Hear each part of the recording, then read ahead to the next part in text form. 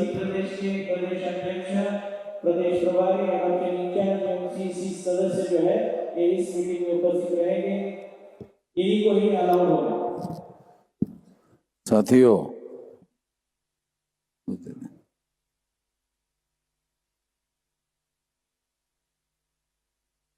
ये जो तीसरे दिन का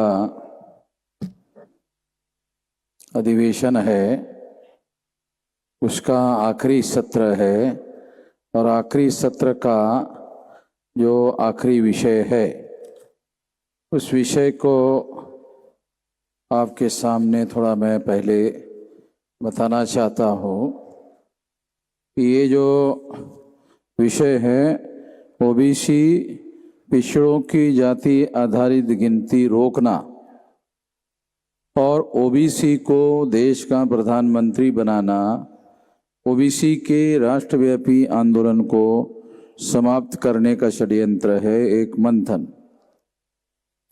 दूसरा है हरियाणा विधानसभा चुनाव 2024 का परिणाम आना, ये ईवीएम मशीन में गड़बड़ी का नतीजा है, एक बहस। साथियों, इस संबंध में बहुत लंबी बातें मैं नहीं करना चाहता हूँ, बहुत सी बातें आप लोगों के सामने आ चुकी है। पहला मुद्दा ये है कि मंडल कमीशन जो ओबीसी से संबंधित गिनती का मुद्दा है उस संबंध में बात मैं कर रहा हूँ। 92 में मंडल कमीशन का रिपोर्ट घोषित किया गया, तो मंडल कमीशन की रिपोर्ट में जाति आधारित गिनती का मुद्दा शामिल था और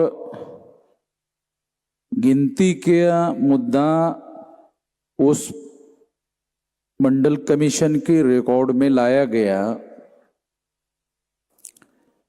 और जो रिपोर्ट बनाया गया उसमें ये घोषित किया गया कि ओबीसी की जाति आधारित गिनती होनी चाहिए। मेरा ये मानना है कि केवल ओबीसी की जाति आधारित गिनती से समस्या का समाधान नहीं होगा। ओबीसी की जाति आधारित गिनती होनी चाहिए, बराबर है, होनी चाहिए, मगर कंपेयर करने के लिए सभी की जाति आधारित गिनती होनी चाहिए। ओबीसी की जाति आधारित गिनती होनी चाहिए, ओबीसी का डाटा अवेलेबल होगा। सभी की गिनती होगी जाति आधारित तो कंपैरिजन होगा।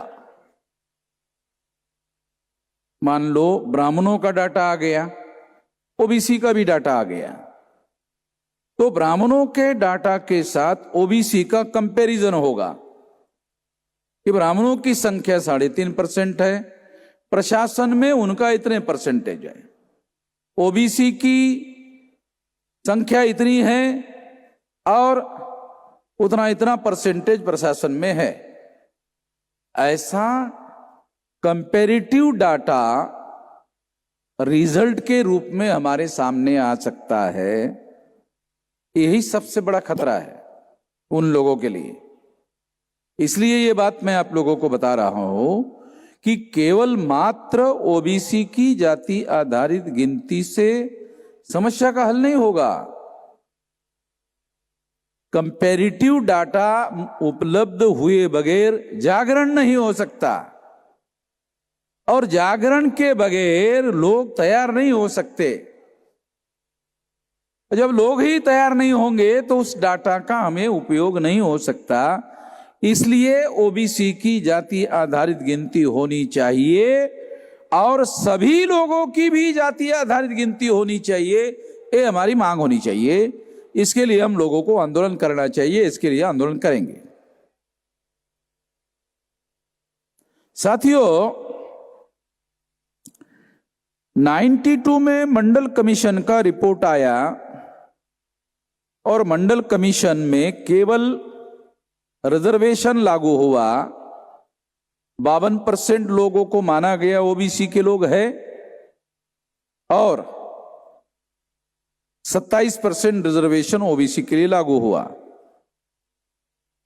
उसमें जो जातीय आधारित गिनती का मुद्दा था उसे तब से रोका गया, जिसको विषय बनाया गया ये तब से रोका गया है। रिजर्वेशन दे दिया गया 52% लोगों को 27%, मगर कुछ समय के लिए नीतीश कुमार मुख्यमंत्री बने बिहार के लालू के साथ मिलकर, तो वहां उन्होंने गिनती की तो वो 64% निकला। जो 52% माना गया था वो 64% निकला। तो 64% के हिसाब से रिजर्वेशन का फिर मामला बनता है, और 64% के हिसाब से जब रिजर्वेशन लागू करने का प्रयास हुआ तो जुडिशरी के द्वारा उसको रोकने का प्रयास हुआ। तो अंतिमता होता क्या है कि हम लोगों को आंदोलन के दिशा में आगे बढ़ने के अलावा कोई विकल्प नहीं होता। जुडिशरी ने अगर रोका, अगर मान लो कि देशव्यापी इसके लिए आंदोलन होता है, तो जुडिशरी आंदोलन के विरोध में जाकर फैसले करने का साहस नहीं कर सकती कि लोग उसको स्वीकार नहीं करेंगे, जुडिशरी के फैसले को स्वीकार नहीं करेंगे। और जुडिशरी के फैसले को जो स्वीकार नहीं करेंगे तो जुडिशरी जो है वो एक्सपोज हो जाएगी, वो टिक नहीं सकती। उसको देश के आकांक्षा और इच्छाओं के अनुसार इंटरप्रिटेशन करना होगा।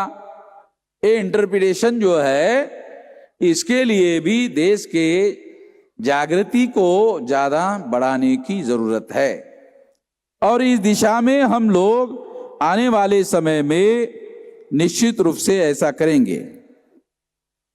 साथियों, ये जो 27% रिजर्वेशन है ये गिनती के बगैर लागू किया गया, और गिनती के बगैर लागू करने की वजह से जब जुडिशरी के द्वारा रोका गया तो इसके विरोध में किसी प्रकार की कोई प्रतिक्रिया नहीं हुई।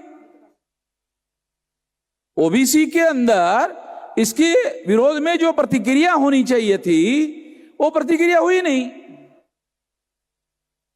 आज भी बहुत बड़े पैमाने पर ये हैरान करने वाली बातें हैं कि क्या ओबीसी के सपोर्ट के बगैर दिल्ली में नरेंद्र मोदी की सरकार बन सकती है? नहीं बन सकती।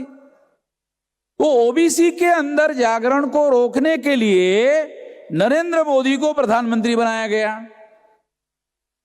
ओबीसी की जाति आधारित गिनती को रोकने के लिए भी नरेंद्र मोदी को प्रधानमंत्री बनाया गया।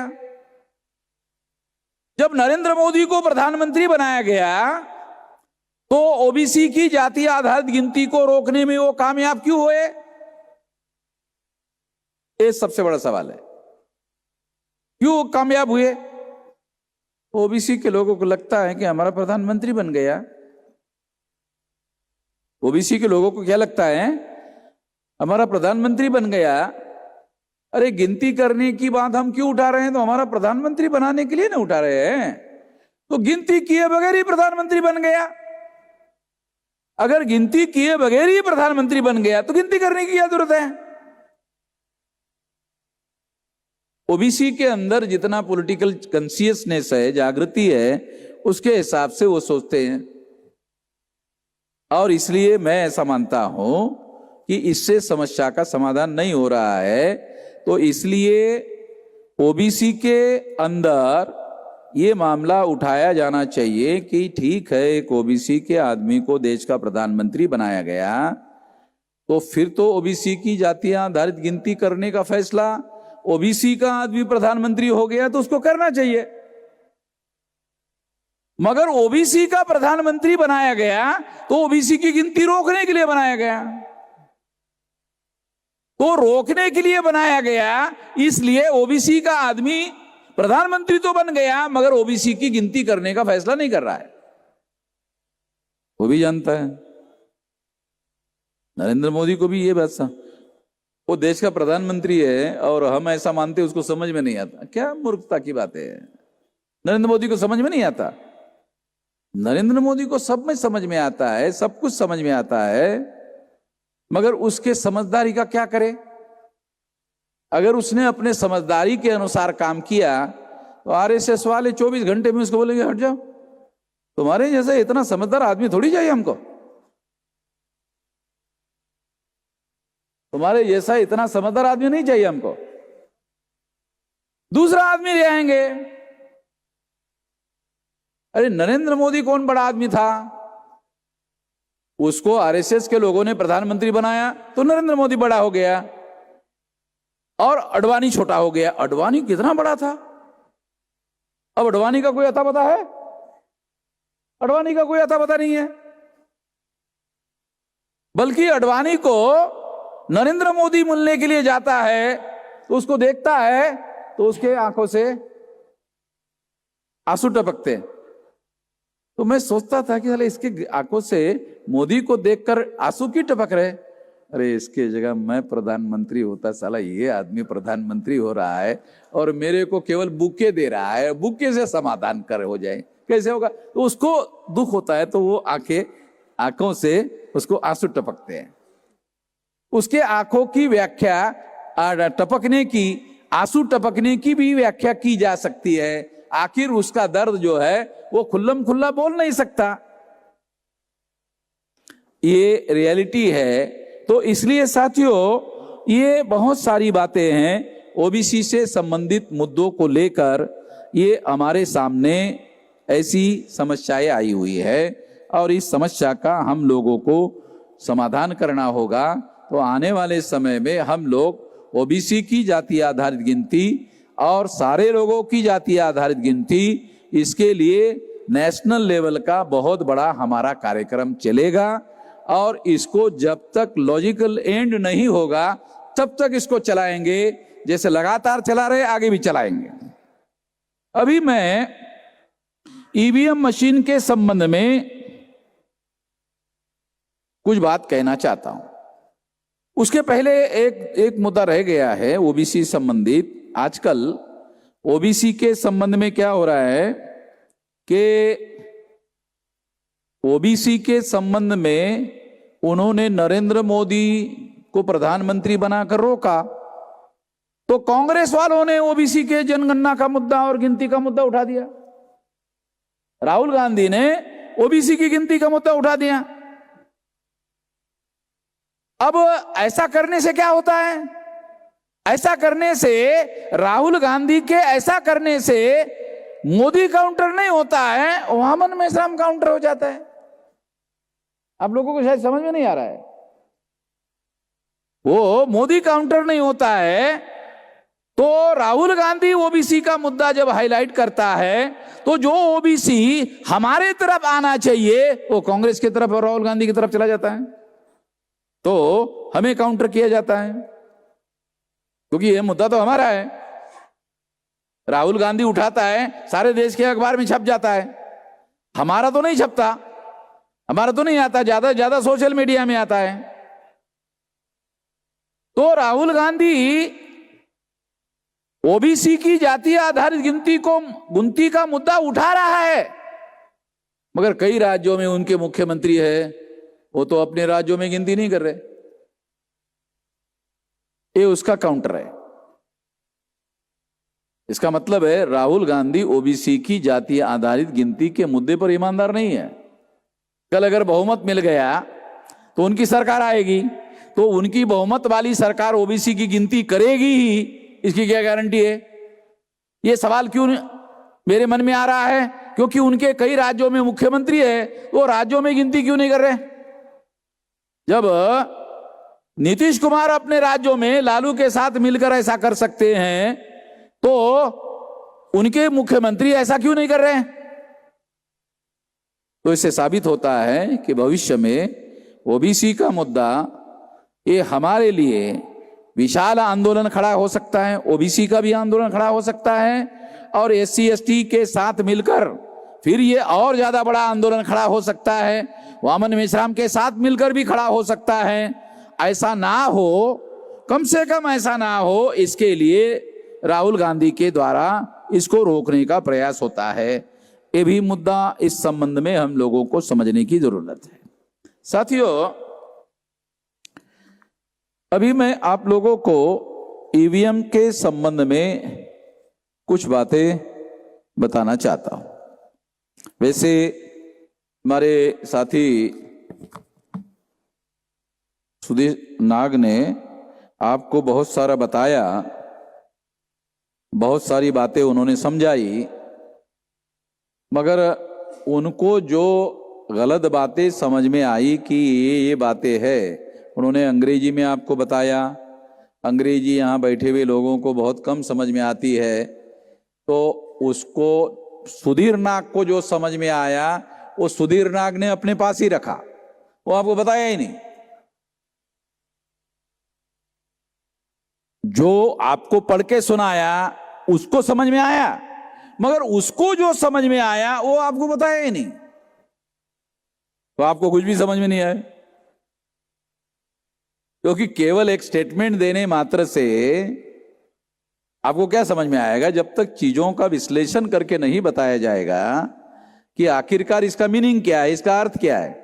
जो बात सुधीर नाग को गलत लग रही है वो क्यों गलत लग रही है, उसका कोई डाटा होना चाहिए, उसका कोई विश्लेषण होना चाहिए, और वो डाटा और विश्लेषण आप लोगों के सामने रखना चाहिए। ऐसा रखने से आपको सुधीर नाग को जो बात समझ में आ रही है वो बात आपको भी समझ में आती और आपका अवेकनिंग होता, आपकी जागृति होती। मैंने उनको बाद में आने के बाद ये कहा कि चलो अभी आपने नहीं बताया, अभी नोट करो, और भविष्य में आप लोगों को बोलने के लिए मैंने इसका ठेका दिया हुआ है। ये सुधीर नाग को ईवीएम का ठेका मैंने दे दिया है, उसके पास है। संगठन के तरफ से वो ईवीएम का इंचार्ज बनाया हुआ है, इसका मतलब उसके पास हमारे तरफ से ठेका दिया है। तो वो ठेका जो है उसके पास है, वो सही है, उसके पास सारा डाटा है, वो समझाता भी है, मुझे समझाता है, आपको नहीं समझाता। अरे मुझे समझाने से क्या होगा, ये आप लोगों को जागृत करने के लिए आपको समझाने की जरूरत है। उसके पास काफी डाटा है, उसके पास इंटरप्रिटेशन भी है, उसके पास जानकारी भी है कि क्या गलत है। तो इसलिए वो आने वाले समय में निश्चित रूप से ईवीएम के बारे में आप लोगों को जानकारी देने का काम होता रहेगा और जानकारी आप लोगों को मिलती रहेगी। साथियों, ये जो 2019 का चुनाव है, 2019 के चुनाव में लगभग 240 सीटें बीजेपी ने जीती, मगर जो डाटा और विश्लेषण अवेलेबल हैं जो सुधीर नाग ने बताया उसके अनुसार, दूसरे लोगों ने जो विश्लेषण किया उसके अनुसार, जो डाटा अवेलेबल है, जो विश्लेषण अवेलेबल है, और जिस डाटा के आधार पर यह प्रूव किया गया है कि 79 सीटें 240 में से 79 सीटें घोटाला करके ईवीएम में बीजेपी ने जीती। अगर 240 में से, जो 240 सीटें अभी है उनकी बीजेपी को 272 सीटें नहीं मिली, 240 मिली, तो इसमें 79 सीटें उन्होंने घोटाला करके जीती। ऐसा डाटा अवेलेबल है, और जिन लोगों ने ये डाटा तैयार किया उन्होंने डाटा के आधार पर प्रूव किया कि 79 सीटों पर इन्होंने घोटाला करके ईवीएम में गड़बड़ी की और चुनाव जीता। अगर 240 में से 79 सीटें अगर माइनस कर दिया जाए तो 161 सीटें बीजेपी चुनाव जीतती। अगर 161 सीटें बीजेपी चुनाव जीतती तो यकीनन विरोधी पार्टी की सरकार बनती। इतना फर्क हुआ। ईवीएम मशीन की वजह से अपोजिशन पार्टी की सरकार बनने की बजाय बीजेपी की सरकार बनी। बराबर है सुधीर? ये बताना चाहिए था। ये तू ही मुझे बताता रहता है, मैं बता रहा हूं तेरी तरफ से। तो ये आंकड़ों के साथ है, सारा का सारा है, अवेलेबल है। एक चीज है डाटा बताते जाना, कुछ भी समझ में नहीं आता। कंक्लूजन बताना पड़ता है भाई। मैसेज एक होता है, एक होता है एनालिसिस, एक होता है कंक्लूजन, एक होता है मैसेज। जो हमारे लोग हैं उनको एनालिसिस करके दिखाना पड़ता है फिर उसका कंक्लूजन बताना पड़ता है, फिर उसमें हमारे तरफ से हमारा क्या मैसेज है ये देना पड़ता है। मैं ये बातें इस तरह से खुलकर क्यों बता रहा हूं कि जो लोग हंस रहे हैं उनको भी नहीं करना आता है स्टेज पर आने के बाद। अगर उनको स्टेज पर इधर खड़ा कर दिया जाए तो उनको भी नहीं आता, तो उनको नहीं हंसना चाहिए। ऐसा मेरा मैसेज है उन लोगों को, ऐसा मेरा मैसेज है, उनको नहीं हंसना चाहिए क्योंकि उनके ऊपर भी लोग हंस सकते हैं। ये कम से कम इतना समझना चाहिए, तो नहीं करना चाहिए। तो इससे निश्चित रूप से मैं ऐसा मानता हूं कि हमें जानने और समझने की बातें हैं कि ईवीएम कितना गड़बड़ कर रही है, कितना गड़बड़ कर सकती है। जिसकी सरकार बन सकती है उसकी सरकार रोक देती है। हरियाणा में चुनाव के पहले ऐसा माहौल बना हुआ था कि अपोजिशन की सरकार बनेगी, बीजेपी ने सरकार बनाई। बीजेपी की बहुमत वाली सरकार कभी भी नहीं बनी थी। जो उनका मुख्यमंत्री था वो भी बहुमत में नहीं था। तो इस तरह से ये पहली बार बहुमत की सरकार बनी। तो इसमें निश्चित रूप से ईवीएम का रोल था। इससे सबक सीखना चाहिए था, कम से कम शरद पवार को सीखना चाहिए था। कोई सीखे या ना सीखे, कम से कम शरद पवार को सीखना चाहिए था। शरद पवार को हमने अपना कार्यक्रम में जागृत करने के लिए तो बुलाया था। पवार साहब को जागृत करने के लिए बुलाया था। तो पवार साहब को डाटा मालूम है, पवार साहब को यह भी मालूम है कि हां गड़बड़ियां हो रही है। पवार साहब जैसा स्टेचर का लीडर जो है ईवीएम के विरोध में अगर खुलकर स्टैंड लेता है तो इसका बहुत बड़ा असर होता है। सारे देश भर में चर्चा का विषय होता है, सारे देश के मीडिया को छापना पड़ता है। वामन मेश्राम वही चीज बोले तो वो सोशल मीडिया के बाहर नहीं आता है। मगर हमने जिन मुद्दों को, ईवीएम के मुद्दों को हमने टेकअप किया और जागरण करने का काम किया, तो आज ये नेशनल इश्यू बना हुआ है। ये हमारी वजह से बना हुआ है। कोई और लोग इस बात को बनाने में कामयाब नहीं हुए तो हमारी वजह से नेशनल इश्यू बना हुआ है। और नेशनल इश्यू बनने का मतलब ये होता है आज नहीं तो कल, कल नहीं तो परसों, परसों नहीं तो नरसों ये मामला हल होगा। ये आने वाले समय में बड़े जन आंदोलन का विषय बन सकता है। ये आने वाले समय में 2029 के चुनाव में नेशनल इलेक्शन का भी सबसे बड़ा मुद्दा बन सकता है, एजेंडा बन सकता है। क्योंकि सारे देश भर में चाहे बीजेपी को सपोर्ट करने वाले लोग हैं, चाहे कांग्रेस को सपोर्ट करने वाले लोग हैं, ईवीएम के विरोध में। बीजेपी को सपोर्ट करने वाले एससी एसटी ओबीसी के लोग नहीं है, ये कहना गलत है। और जो एससी एसटी ओबीसी के लोग बीजेपी को विरोध कर रहे हैं, बीजेपी का समर्थन कर रहे हैं, वो भी ईवीएम के विरोध में है। तो बहुमत जो है ईवीएम के विरोध में है। अगर 2029 के चुनाव में अगर ईवीएम के मुद्दे पर चुनाव होता है तो ईवीएम का विरोध करने वाले लोग चुनाव जीत सकते हैं, ऐसा मेरा अनुमान है, ऐसा मेरा मानना है, ऐसा मेरा अनुमान है। इस इशू को लगातार बड़ा इशू बनाते रहना जरूरी है। साथियों, जब हमने ईवीएम का इशू बनाया तो ईवीएम के इशू को, ईवीएम को लाया कांग्रेस ने, ईवीएम को लाया कांग्रेस ने। अब कांग्रेस को ही बीजेपी ने चुना लगाया। जब तक वो दूसरे लोगों को, यानी बीजेपी कांग्रेस और कांग्रेस बीजेपी के बाहर की जो रीजनल पार्टियां है, जब तक उसको चुना लगाने का कार्यक्रम ईवीएम कर रही थी तब तक कांग्रेस को कोई दुख नहीं हो रहा था। मगर जब कांग्रेस को महाराष्ट्र में सरकार बनाने के लिए रोका गया तब कांग्रेस को पहली बार ईवीएम के मुद्दे पर दुख हुआ। पहली बार उनको दुख हुआ। मगर दुख होने के बावजूद भी वो बयानबाजी करने तक के लिए सामने नहीं आए। इसके लिए उन्होंने खड़गे को या इधर शरद पवार को काम पर लगाया। राहुल गांधी इस पर बोलने के लिए तैयार नहीं है,